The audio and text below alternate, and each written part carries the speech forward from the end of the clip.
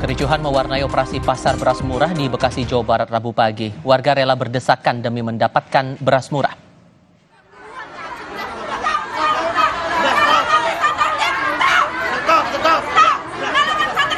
Untuk membeli beras, warga harus daftar terlebih dahulu, namun desak-desakan dan kericuhan terjadi di antara warga dengan petugas pendataan. Warga yang antre hanya bisa membeli 2 kantong beras. 1 kantong ukuran 5 kg dijual seharga Rp53.000.